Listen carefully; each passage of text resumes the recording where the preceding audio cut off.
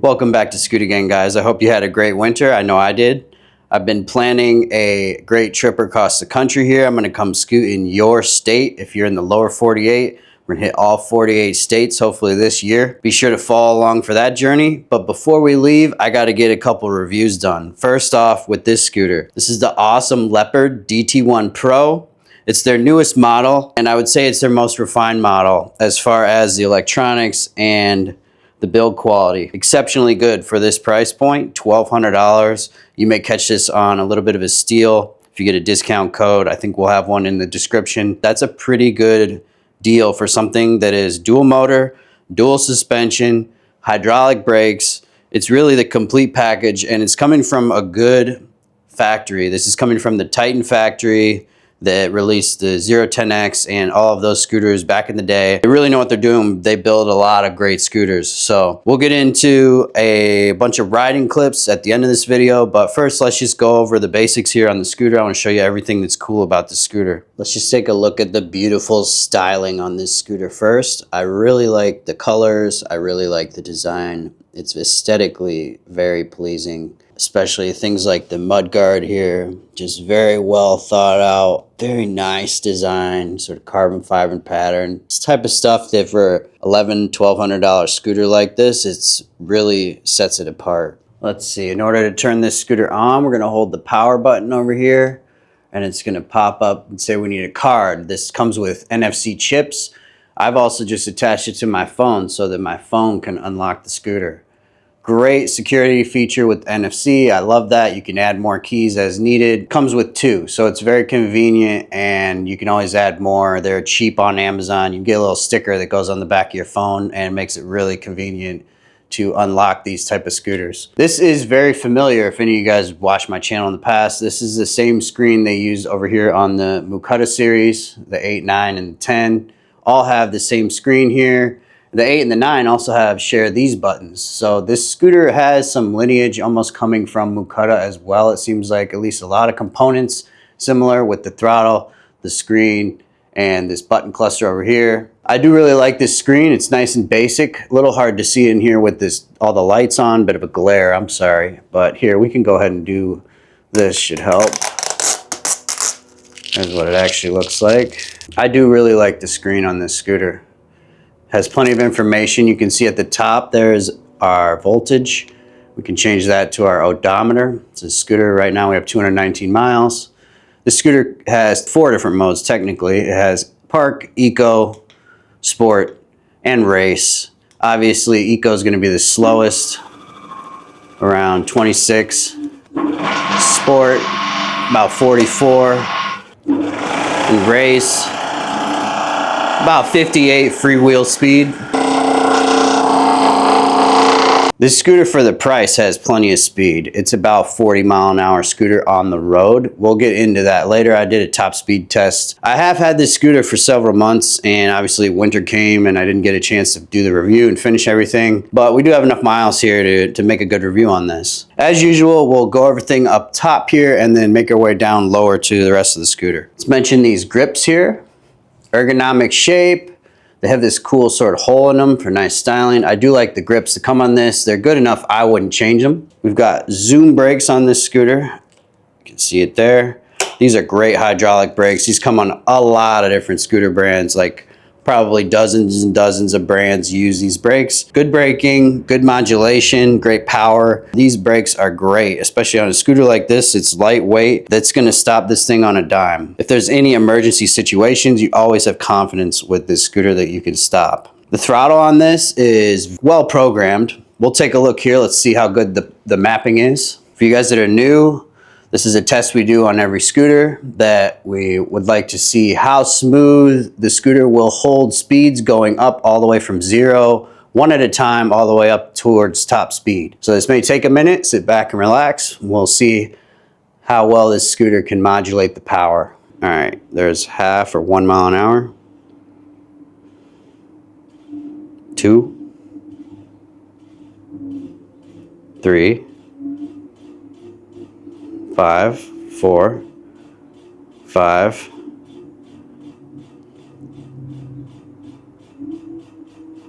7, 6, It's moving up very nicely. This is good modulation. You can see it jerking up a bunch of miles an hour at once. Very gradual. The spring in the throttle, it feels good to hold it. It's not tiring out my finger that much. I do like these finger throttles like this. They're very ergonomic and you get used to them very quickly. 10, 11, 12, 12, 13, 14, 15, 16. I think this is going to go all the way up to 60 here. We might not go all the way here, but as you can see, there's just very good power modulation on this scooter. It's partly to do with the throttle, partly to do with the controller and the screen, but mainly it's to do with the programming, right? This is well-programmed scooter so that you have really good throttle modulation here. Say you're riding in a road that's 25 or 27, you know, cars that say they're going 24 miles an hour and you got to pace them. This makes that super easy to pace cars without having to go on, off, on, off, on, off the throttle. So I think this is a really good throttle mapping. As far as the tests I've done in the past, this is definitely like a 9 out of 10 easily. Very good throttle mapping. And you notice it when you're riding this scooter out on the road. It has very smooth control. Let's move a little farther over. As you can see here, there's a carbon fiber handlebar. I did add that aftermarket. Same with this bag, which you can get these on Amazon. I'll put the link in the description. Definitely a good upgrade. It gives you a little more length, which gives you more control. We'll talk about that a little while we're out on the trail. But also, obviously, it looks amazing. Looks amazing. So it's only like 40 bucks on Amazon for one of these, or you can buy them from AliExpress. Exactly the same ones for like 15 bucks. Get them straight from China. So I definitely recommend doing a little upgrade, stuff like that. Get a bag, carry some stuff while you're riding, you know. It's nice to have a little storage. We've already talked about the screen. So let's move over here. We've got our buttons. So this is obviously a horn. It's a beeper. Not the loudest, but good on a bike path, which is a lot of what you're gonna be riding on this scooter. You don't really need a horn on this because this isn't really a road scooter. It's more of a bike path scooter, and we'll talk about that out on the trail as well. We got our DDM, that's dual motor or single motor. So obviously you can put in rear motor only or both motors. That's how it works on this scooter. This is the turn signals, quite bright. You can see it from the side, you can see it from the back, and you can see it from the front. I like this turn signal. It's actually one of the better blinkers here. Wrap around. I think more brands need to do this where it just covers the whole side here, the whole corner. This is one of those scooters that it's just a complete package here of really good power delivery, plus great braking, decent suspension. We'll make our way down. I think the suspension is probably the weakest point on the scooter. I'll sort of demonstrate when we're out riding a little bit. It does bottom out if you go off road or anything like that. Definitely meant for road riding. But if you're gonna be on pavement, you're gonna be on bike paths, you're gonna be on decently smooth roads, the suspension is great for that. Suspension is fine for that. This has the Mukata locking mechanism on it here. All you do to release it is pull this and comes down like that. Luckily we're still hooked in, so it's not gonna fall all the way back on me. But as you can see, it's pretty simple to do. To tighten it back up, basically do it with one hand there.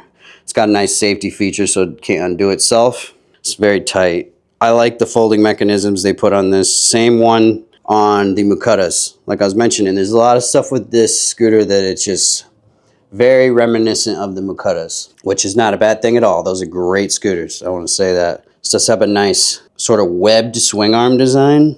You don't see this a whole lot. It sort of reminds me of the InMotion almost too over here, but really cool looking. When you're looking at it, it's like, wow, that's really cool. Anyways, we'll get a little further down here, show you 1,000-watt motors. These are obviously dual motor, one in the front, one in the back. Plenty of power on this scooter. Plenty of power on the scooter. Mud guards are really good. No rattling, no nothing. Design looks fantastic. I do like the looks of this scooter all around. We've already talked a bunch about these Zoom brakes. They are sufficient. 140 millimeter, it gets the job done. The scooter is sufficient in the braking market. Does look like maybe we could move our caliper up with a couple washers next time we change the pads, because it looks like it's a little bit deep on this rotor. You can see it's sort of rubbing over here. No big deal, we can fix that with the washer or two. Let's look at the suspension here quick while we're here. So as you can see, it's just a spring. Now this is kind of reminiscent of something like the rear end of this Wolf over here, the Wolf Warrior, where it just has springs in it. And it's kind of like the lowest grade suspension you can put on a scooter. I'll be honest with you. It is really good on smooth pavement. It's perfect for that. But the second you get off road, it bottoms out, it gets a little clunky, and it's not the best suspension in the world for off-roading. So really you want to take that in mind, that this is a smooth pavement scooter only. If you start abusing this suspension's not really built for that. There's no damping, no sort of strut inside to stabilize this whole thing. So it's just gonna be bouncing around, making a lot of noise. It's not gonna be enjoyable. So don't buy this scooter if you're thinking about going off-road. But if you're on road only, on bike paths, definitely, that's where it's great. This is the type of suspension that you could take it out, measure it, and they do sell probably a little bit stronger spring, and you could put it in there, and if it's bottoming out, if you're a heavy rider, say, and you're having issues with it. But for me, I'm 200 pounds, and this thing rides just fine with me on it on bike paths. Scooter has 2 charging ports right here. I do really like these charging ports because they automatically flip shut like that and close. Super easy to plug in. It's sort of the same shape as the InMotion and the G-Space ones. I think this is where most brands are moving towards, is something like this. But I do want to show you the plug for it too. I really like how it plugs in. This charger is really cool because it has this little locking ring on it. So we can do this to install it. You just push it in. Now it's locked in. It'll be charging. Say you're done. You just turn that. Comes right out. Really nice charger. I like this charger a lot. Might be the best charger I own. I do want to go kind of look in the inside of the scooter and sort of give you a scooter mechanics perspective on what I think the inside of this looks like. Is it waterproof? Is it designed well? Let's take a look. Let's get this lid off for you guys and take a peek inside of here. Have not opened this scooter yet, so this could be a disaster. Who knows?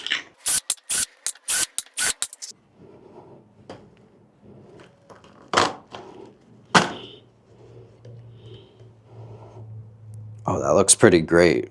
It's very clean. There's no wire mess right upon opening it. We got a nice lid with some foam on it and a really nice grip tape. And I like that you don't have to rip the grip tape completely off of this to remove the lid. The Wolf over here, you have to take the whole grip tape off just to do some screws. So it doesn't really make sense. This is way better. Good design. Easy to work on, easy to get open. Let's take a look in here. This has a metal plate right here. This is going to be for cooling purposes to help move some heat from the controllers up into the lid. It's a little heat sink basically. Here is going to be all our wiring, tightly packed inside. These are battery wires. This is a drop-down converter. These usually power your deck lights, stuff like that. It's a very tight scooter. Let's try and pry this controller out real quick. Get them out like this. There we go. And there's our controller for everybody interested. 25 amps. So for anybody new to the channel, this is how we're going to calculate the max power of the scooter. It is 52 volts, which is 58.8 volts at full, times 25 amps, times 2 motors is going to give us, that's our peak wattage. This peak wattage is something you can then compare from scooter to scooter and compare power. This is like horsepower. It's the same difference as a horsepower. You can convert it to horsepower easily too by doing this. This is a good looking scooter. You see underneath there is plenty of this thermal padding. This is going to help the bottom cool. So they've got cooling on the bottom, cooling on the top. This is a really well designed scooter here. The wiring's looking great, not such of a mess. I want to show you guys real quick over here. Right now we're dealing with this Nan robot problem. It's just poor design. and the scooters are melting. The scooters are melting. Stuff like the phase wires are getting too hot because of poor design, because there's no sort of heat sinks or anything cooling the controllers. And this is a 72 volt scooter. Look at what it does. It gets super hot and melts.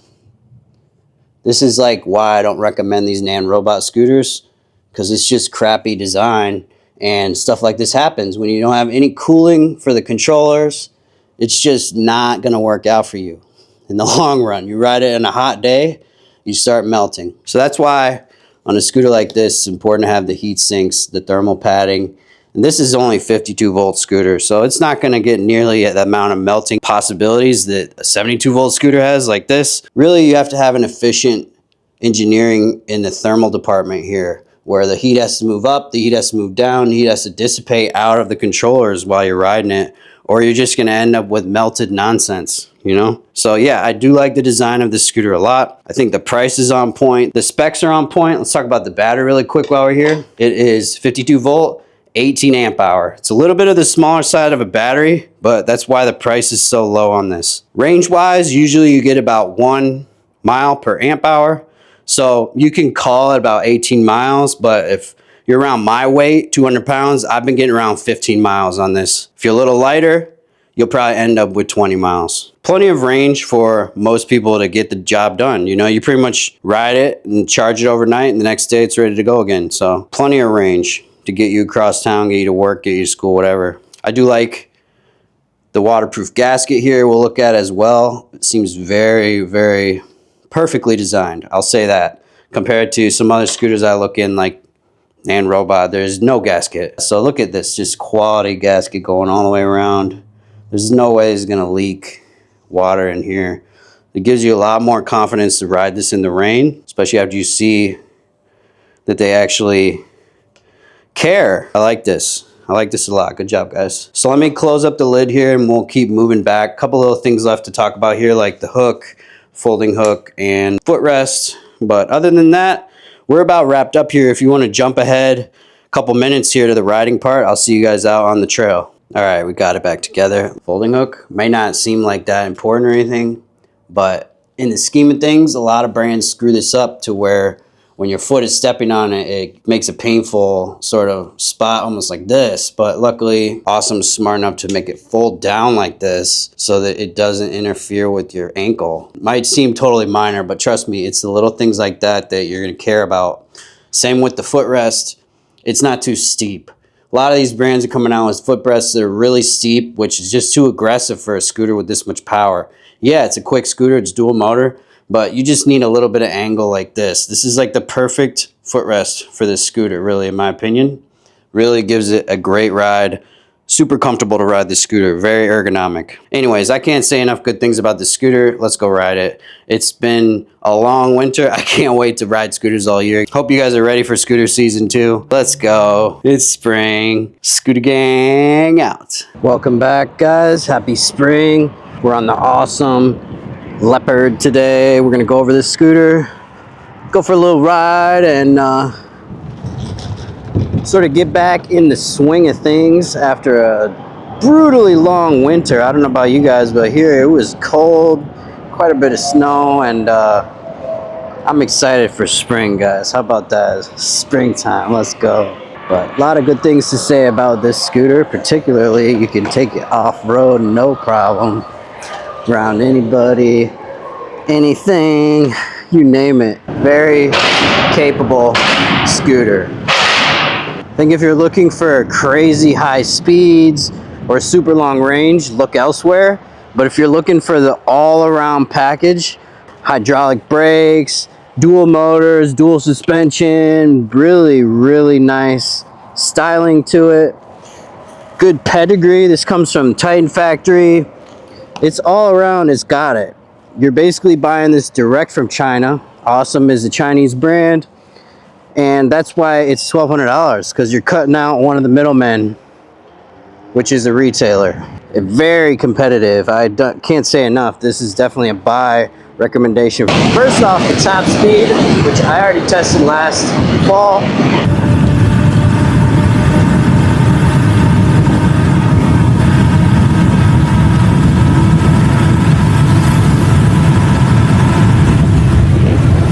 38, 39.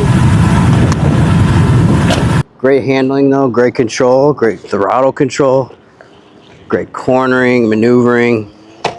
It's got every advantage of a 10-inch scooter, which is this extreme agility. A lot of stuff that high-end scooters have that really makes this thing ride nice. I'm at the point where I won't even like ride a scooter anymore if it doesn't have, at the very least, hydraulic brakes and dual motors, dual suspension. You know, this is kind of standard at this point. This is where a scooter should be. And so to see all that on a scooter that's only 1,200 bucks is kind of nuts.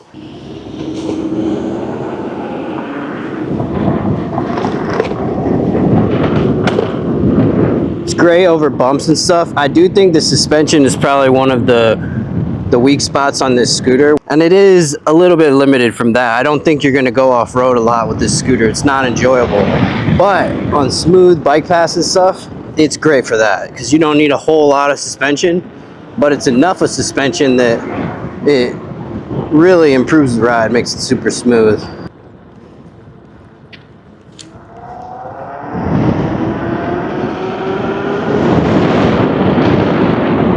We did end up putting wider handlebars. I know a lot of you guys probably do this too on your scooters. I probably mentioned this in the garage when we were talking about it, but wider handlebars really give you better handling, infinitely better handling, to the point where I put them on every scooter. If they come with really skinny handlebars, it really is a little bit more wobbly. Let's do a little brake test. Pretty good braking. You definitely lock up the tires, but it's controlled. I'll give you another one. Sliding a little bit, but it's in control. Totally in control when you're braking on this thing with full power. But here, this scooter just corners beautifully. Really, really nice ride scooter on bike paths.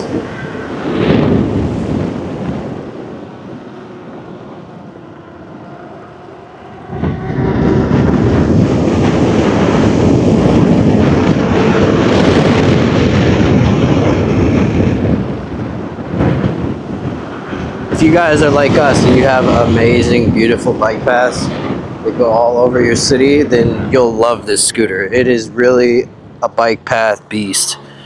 When you get it on the road, it's not like it's slow or anything. It can handle a 25-mile-an-hour road, but I just prefer to not be in the road with this type of power. It's just not quite enough power to get you out of any dangerous situations. Versus over here on the bike path, give you a little bump test. Hear that?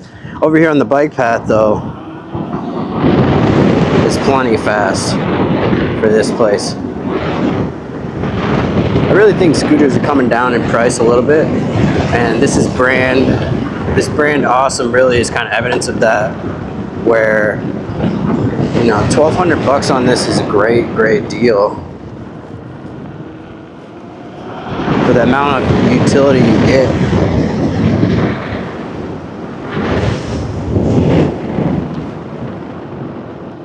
But it cruises fantastic out here on the corners. I love these tires. I used to ride these tires almost exclusively before I got PMT tires, and this is the type of scooter that PMT tires would benefit it a bit, but you're not going breakneck speeds on this, and you're not, you know, doing crazy racing. So it's a bit different, and I do think that these off-road tires, semi-off-road is what they call them, but the semi-off-road tires really give you a lot more versatility.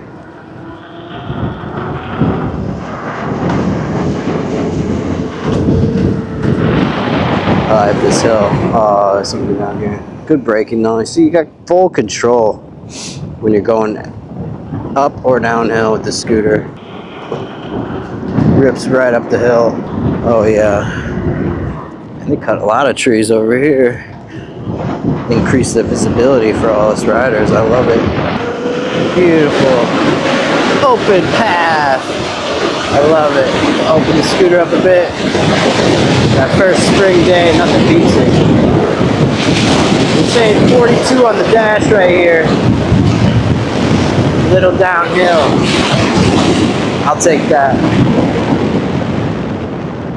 1,200 bucks. That's a great deal. Honestly, this is a really good deal, this scooter. Like, I don't know. You compare this to like a Ninebot. That's probably a comparable price point. It's like a Ninebot Max to this. And the Ninebot Max is just like so freaking slow. It's like pitifully slow to ride it.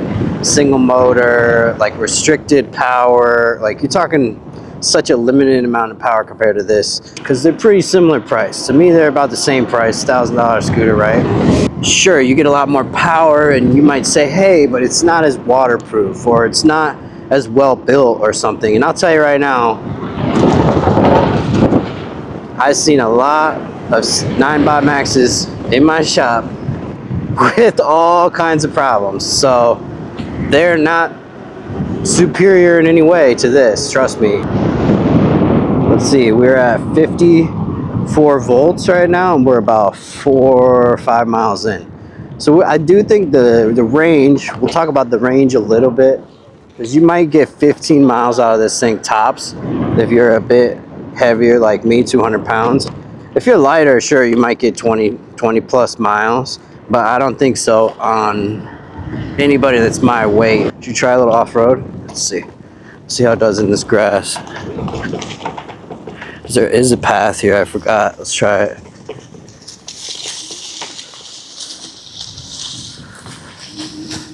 It kind of goes to nowhere. So, but here you go, good little off-road test. See if 10-inch tire can actually handle. It does all right, you see. I think the tires aren't the issue on this. You can kind of start hearing it there, is that the suspension starts bottoming out on this thing pretty quickly once you get into bigger bumps. And here, we'll show you. This is like a little muddy. I don't want to get all muddy right now, but it could make it up sort of little grass trails like this, no problem. Definitely could. But like I was saying, the suspension is bottoming out a bit, and to me, this is not worth doing all that abuse to it when it's not really an off-road scooter. It's really meant for sidewalks and pavement and bike paths and even the road. Much better than riding on this. You can just hear it sort of clanking, right? And look, I know it's my job to come out here and like promote the scooters and try and sell them to you guys, but I also like to show you what I think is the biggest flaw in every scooter, and this is probably it for this scooter right here. It's the suspension. It just doesn't have quite enough travel. It's not quite robust enough to have the off-road riding that you would kind of wish for on such a powerful scooter. I mean, it's plenty of power, plenty of traction. It's just the suspension isn't quite absorbing enough to make it an enjoyable experience, if that makes sense.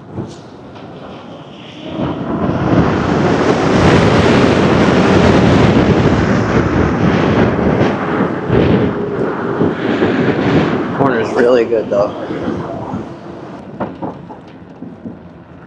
Mind blown. The little girl's jaw just dropped so hard. I'm used to all these other scooters at this point that go twice as fast and 4 times the acceleration, and like this still gets it for me. This is like a really good design to get the job done when you're still building up and you're on a budget. You know what I mean? Not everybody's on that $1 million budget where they just buy whatever they want. $1,200 is quite a chunk of change even still. I get that, trust me. And it's the type of money that any of you could really save up though at the same time. It's not life-changing money that it takes to get one of these. It's a couple paychecks. You could probably save up enough to get it and really have some good mobility for the summer times. You see, it really just gets you around. Right now there's everybody else sitting in traffic, really moving pretty slow in comparison to us, paying about 10-20 times as much as we are right now, just scooting along per mile. And I think most people don't realize just how cheap it is to own a scooter like this, and If you get thousands of miles out of it, you're getting your money's back easily just on the amount of gas savings and wear and tear on your car and maintenance. Like, cars are brutally expensive to use and maintain, and this is just the opposite. It's dirt cheap. Scooter is great though because it can go on any type of trail really. And we have this trail here that, as you see, is extra skinny. They call it the Mormon Handcart Trail. And most of the time I don't bring my big scooters in here because they're just too big. And if you come up on people or, you know, a person with a dog or something, it becomes almost annoying to them to have such a big scooter. But this scooter is perfect size for this. Great control, good traction. Really the perfect type of scooter to bring into these type of little paths where, ooh, yeah, they even got rid of the potholes for us right there. Nice and smooth. You can hear the suspension still working a bit, but not like nearly like it was off road. This is really where this scooter is designed to shine here. Tight, small paths with pavement. I think if you're in the big city, any big city, this will be really, really useful. Cutting through alleys, cutting through things that kind of suck, but there's still pavement, you know. Totally great for that. Beautiful day out. This kind of days where you ain't worried about going full speed. Just take a cruiser scooter like this out, cruise the bike paths. Back up the hill, same hill as earlier. We get about 37, 36 on the dash. So yeah, this thing's gonna be a little slower up hills, but it's still got plenty of oomph. This thing corners is great. It rides right on a rail. No wobbles, no nothing. Even good emergency braking around the corner. It really is a good scooter for the bike path. Here we go, a little uphill test. There's no sense of like racing. Get into a groove where you're just passing everybody seamlessly, and it's like scooters are really just meant for this. It's something else. They're just passing bikes, even e-bikes, you pass everybody. Like I said, it's not about racing. It's not about like feeling fast. It's just about getting in the flow of the trail. Let's just do a little bit in the road here to show you. It obviously gets up, can hold speed fine. It's really just when you get into hills that you kind of wish you had more power. We're at about half battery right now, so it's kind of a realistic on your way home from a commute what it would be like. See how it paces with this car if they're going up the hill here. We're on full throttle and they're kind of pulling away just a little bit, but it's still keeping up. It's not like driving a 4-cylinder car. If you ever drove a slow car.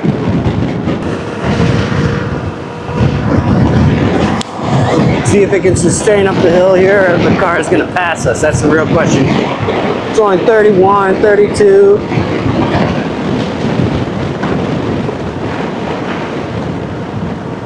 .31 on the dash is slow enough that if I was in that car behind me, I'd probably pass, right? But they're staying there. That's nice. Thank you. Made it up the hill.